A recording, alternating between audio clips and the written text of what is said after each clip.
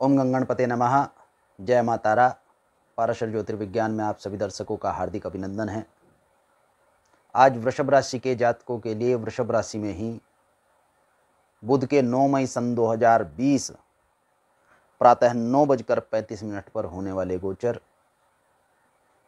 का वृषभ राशि के जातकों पर क्या प्रभाव पड़ेगा, इस विषय में वार्ता करेंगे। यहाँ बुध 24 मई सन 2020 रात्रि 11:45 तक गोचर करेंगे तथा वृषभ राशि में गोचर करते हुए बुध कृत्तिका, रोहिणी तथा मृगशिरा नक्षत्र में गोचर करेंगे, जिनके क्रमशः स्वामी सूर्य, चंद्रमा तथा मंगल हैं। कृत्तिका नक्षत्र में बुध 13 मई तक तथा रोहिणी नक्षत्र में बुध 20 मई तक गोचर करेंगे तथा 24 मई तक मृगशिरा नक्षत्र वृषभ राशि में गोचर करते रहेंगे। इस गोचर के अनुरूप वृषभ राशि के जातकों के लग्न में ही बुध गोचर करेंगे तथा वृषभ राशि के जातकों के स्वास्थ्य को अधिक प्रभावित न करते हुए व्यवहार को विशेष प्रभावित बुध करेंगे। आपके मनोनुरूप अर्थात आपके सैद्धांतिक रूप और आपके इस प्रवृत्ति के जो रास्ता आपने देखा है, जो मार्ग आपने देखा है, उसी पर आप अनुकूलता से चलते हैं। यह आपके निकटतम संबंधियों के लिए कंटक बना हुआ है, अर्थात यह उनके लिए समस्या बनी हुई है।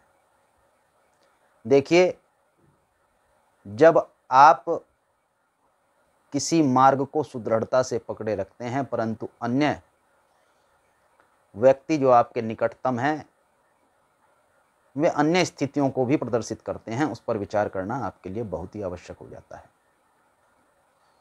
भले ही परिणाम आपको ज्ञात हो, भले ही आपका अनुभव उत्तम कोटि का हो, परंतु दूसरे के विचारों पर यदि आप विमर्श नहीं करेंगे और अपनी सैद्धांतिक वैचारिकता को ही प्रकट करते रहेंगे तो आप एकाकी हो जाएंगे और यह आपके लिए कष्ट की अवस्था बनेगी। प्रबंध करने में समस्याएं हो जाएंगी। पराक्रम अर्थात कार्य क्षेत्र में आप एकाकी हो जाएंगे।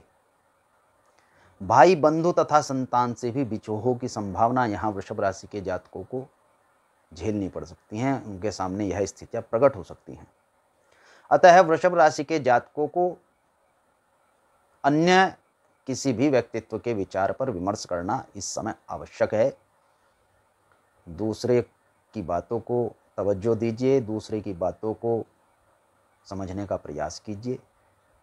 यदि बहुत नकारात्मकता है तो मध्य मार्ग को निकालिए। यहाँ यह वृषभ राशि के जातकों के लिए आवश्यक हो जाता है। आपकी सैद्धांतिकता कहीं आपके हट के रूप में प्रदर्शित ना हो जाए। पूर्व में जो आपने धन नियोजित कर रखा है उससे संबंधित कोई लाभ होने की संभावनाएं नहीं है। व्यय की अधिकता बढ़ेंगी तथा भाग्य उतना प्रशस्त नहीं हो रहा है जितना आप मान रहे हैं। एक विषय और कि वृषभ राशि के जातकों की मान्यता जहां यह है कि ईश्वरवाद सत्य है, इसमें कोई भी दो राय नहीं है कि ईश्वरवाद सत्य है, परंतु कर्मवाद पर भी विचार करना आवश्यक है। जिन परिस्थितियों में आप विजयी हुए हैं, सर्वथा यह सत्य नहीं है कि अन्य भी उन्हीं स्थितियों में विजयी होंगे। अतः आपको इस विषय पर विचार करना चाहिए और इस समय को उत्तमता के साथ व्यतीत कर उत्तम परिस्थितियों को प्रकट करना चाहिए। शुभम भवतु। भगवान गणपति तथा माता तारा आपका कल्याण करें।